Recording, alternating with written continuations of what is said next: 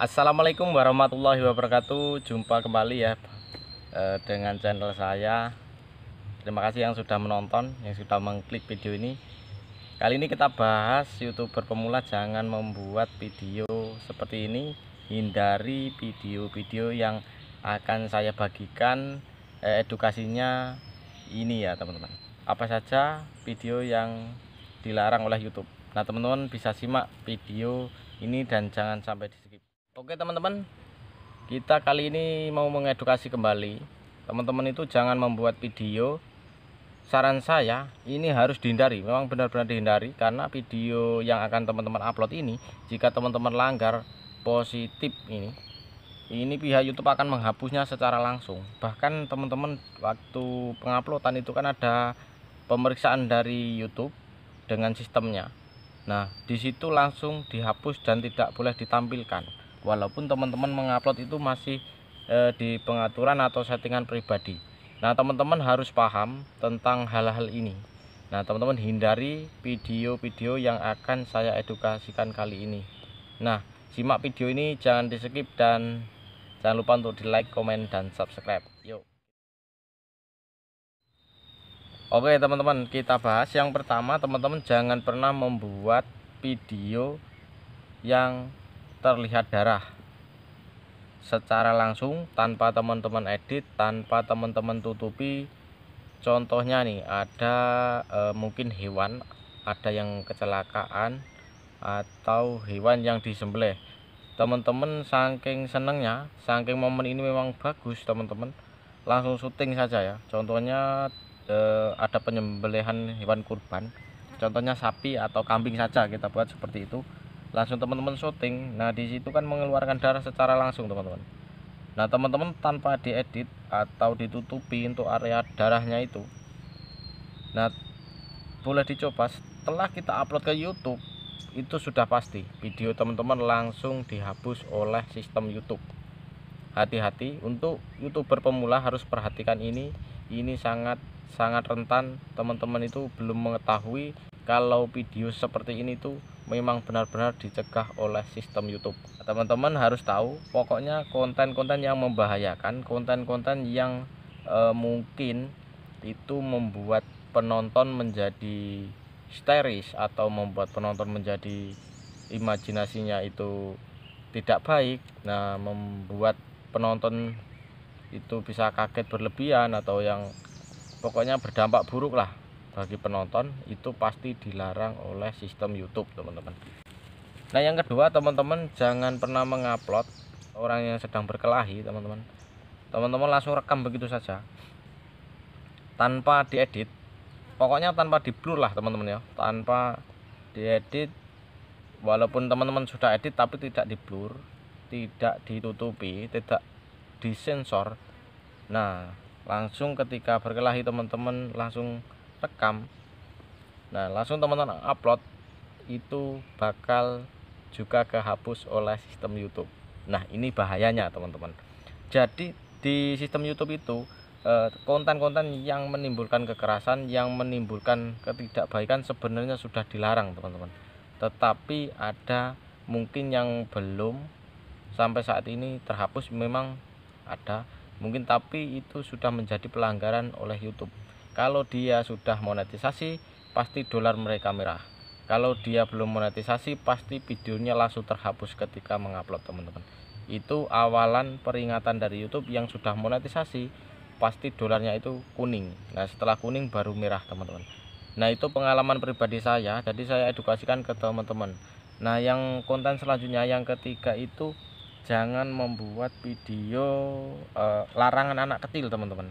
Nah contohnya ketika anak tersebut itu belum usianya untuk menaiki kendaraan sepeda motor contohnya teman-teman, tetapi teman-teman itu buat konten dan dia itu seolah-olah sudah membawa motornya sendiri dan main atraksi maupun dijamping-jampingkan atau di main-mainkan motornya seperti itu teman-teman. Nah itu juga termasuk larangan dari YouTube teman-teman.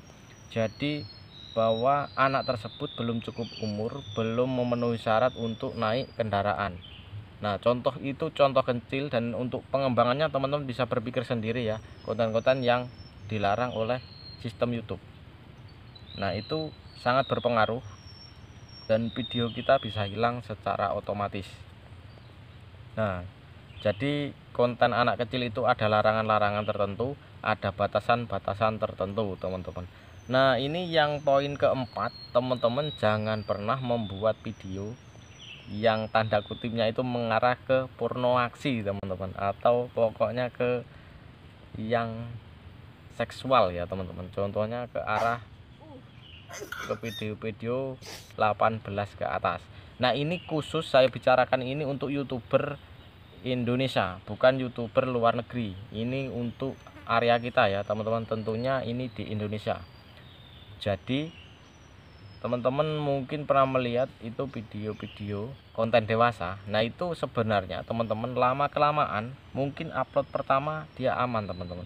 Tapi untuk upload selanjutnya yang memang terlihat vulgar seperti itu, teman-teman, itu akan menjadi larangan oleh sistem YouTube. Nah, dia akan berdolar kuning, teman-teman. Contohnya ada yang konten itu hanya memakai ya, teman-teman.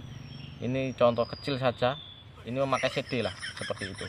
Nah, itu mungkin penguploadan pertama itu akan aman, tapi setelah dia akan berjalannya waktu, sistem YouTube itu akan mendeteksi sendiri bahwa konten-konten yang tidak perlu ditampilkan di Indonesia khususnya, teman-teman. Nah, itu memang kebijakan dari sistem YouTube Indonesia memang melarang konten-konten yang seperti itu, teman-teman. Jadi yang akan menimbulkan efek mungkin kurang baik atau tidak baik itu pasti akan dicegah oleh sistem YouTube. Jadi ada konten yang mungkin masih dibiarkan, tetapi itu sebenarnya sudah disaring oleh sistem YouTube, teman-teman. Kalau sering membuat video vulgar seperti itu, teman-teman, itu bisa menimbulkan dolar kuning. Dan kalau dia terus-terusan dolar kuning, channel YouTube itu pasti akan di-ban. Itu sudah pasti, teman-teman. Nah, jadi sistem YouTube itu sudah membawa kita untuk hal-hal yang baik, teman-teman. Jadi untuk kreator YouTube, apalagi seperti kita ini yang masih YouTuber pemula, kita harus berhati-hati dan memilih konten yang benar-benar mengedukasi, yang benar-benar membuat penonton itu menjadi manfaat, menjadi kualitas, menjadi pengetahuan baru, nah menjadi ilmu baru. Nah, seperti itu. Saya harapkan buat kita semua membuat video yang memang bermanfaat atau menjadi inspirasi, motivasi untuk orang lain ya, teman-teman. Mungkin cukup itu saja ya sharing kita hari ini. Bukan saya mengajari, tetapi saya berbagi pengalaman. Teman-teman jangan gagal paham di konten-konten saya akhir-akhir ini membahas tentang YouTube, karena itu pengalaman saya pribadi. Saya bagikan, saya edukasikan ke teman-teman agar teman-teman itu lebih berhati-hati, dan saya pun juga masih mendalami sistem YouTube seperti itu. Nah, untuk sementara video-video yang dilanggar ada rangkuman 4 video tersebut. Nah, untuk 4 video tersebut itu bisa teman-teman jabarkan sendiri ya, tidak perlu saya jelaskan secara detail. Nah, teman-teman bisa mengertilah larangan-larangannya dan jangan membuat video-video seperti itu. Yang pertama tadi, teman-teman, jangan menampilkan video yang mengandung darah, itu sudah pasti dilarang. Yang kedua, teman-teman, jika konten bersama anak-anak, jadi hilangkan memang peraturan yang tidak untuk anak-anak. Nah, seperti itu. Contohnya yang naik motor itu tadi, atau berkendara yang mungkin belum cukup umur dan dia mungkin main atraksi atau jumping-jumpingan atau seperti apa, itu bisa kena sistem YouTube. Jika yang sudah mulai akan mendapat dolar kuning maupun dolar merah, teman-teman.